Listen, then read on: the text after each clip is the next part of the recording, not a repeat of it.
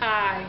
The concept that we're going to talk about for this module is in Chapter 11 and Chapter 12 of McConnell's macro split, and that's the Keynesian multiplier and the MPC, or the marginal propensity to consume.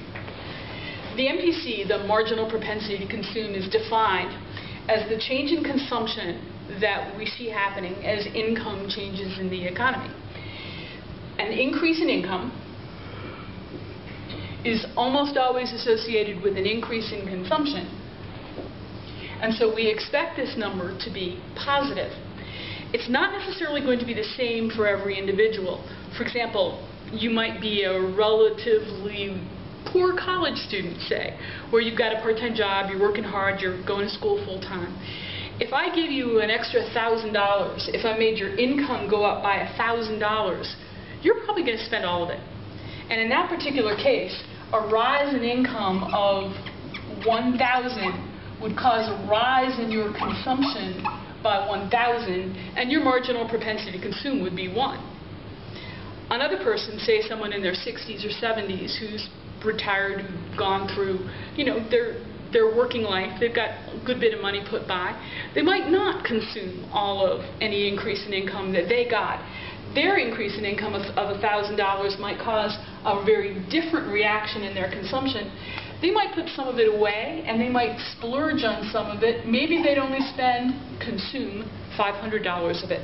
Their marginal propensity to consume would only be 0.5. So that's the basic concept of what the MPC, the marginal propensity to consume, is. And it's connected to a really important idea in the Keynesian model called the multiplier. The multiplier is equal to 1 minus the MPC, 1 divided by 1 minus the MPC. And I want to talk about what it means and how it works over here in this example. Okay?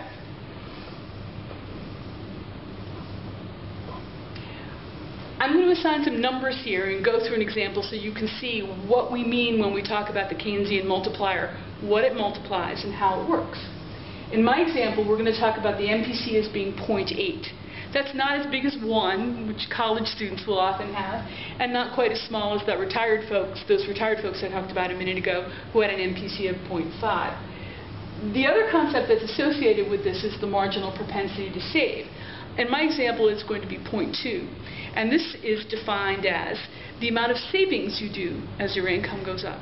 So we have these two concepts paired, the marginal propensity to consume and the marginal propensity to save. Now let's imagine an example where in your particular community there's going to be a new project that's started by your local government, and there's going to be a $10 million spending increase that happens. It can be for anything, but for our example, let's suppose it's for roads. Your community has long hoped for a new road to come by to help traffic problems out, and they've gotten it, and $10 million is going to be spent. Now here's how the multiplier works. This $10 million is going to go into the community by turning into income for someone else.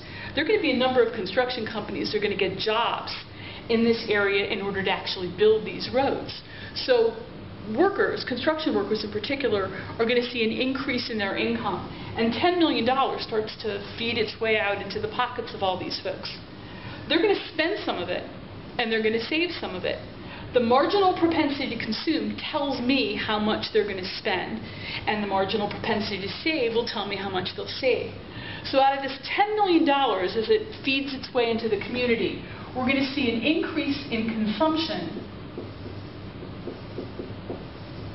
of 0.8 of that. That's 8 million of the 10.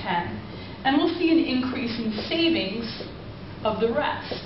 These folks, on average, will save 2 million. So already there's been this multiplied little bit of spending that's happened. There's a ripple that this caused by that increase in consumption. Now that doesn't stop there though. When these people are spending their 8 million, that's going to have another ripple.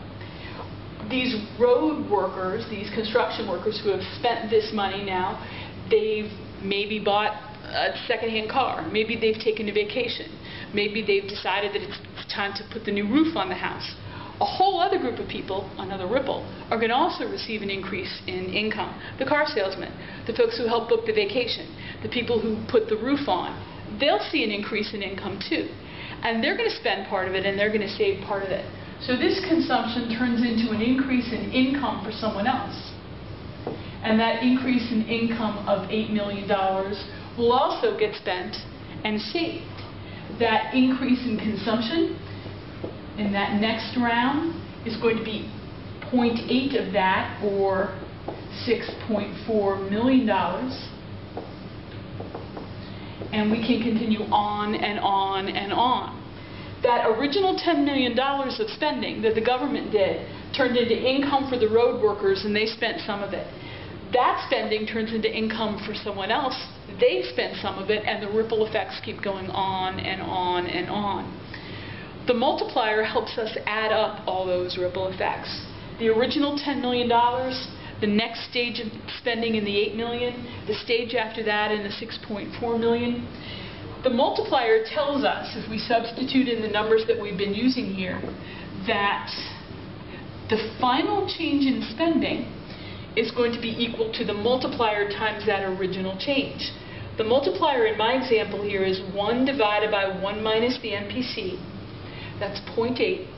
So that's 1 over 0.2, 1 over 2/10, which turns out to be 5. This $10 million of original spending is going to end up causing a multiplied increase in total spending by 5 times that amount. So the final impact, when we add up the 10 and the 8 and the 6.4, and if we kept going and calculating all the ripples over and over and over again, we would see a final change of 10 times 5, or a total of $50 million worth of multiplied spending in the economy as a whole. Okay? So the multiplier itself is connected to this idea of the marginal propensity to consume in this sort of way.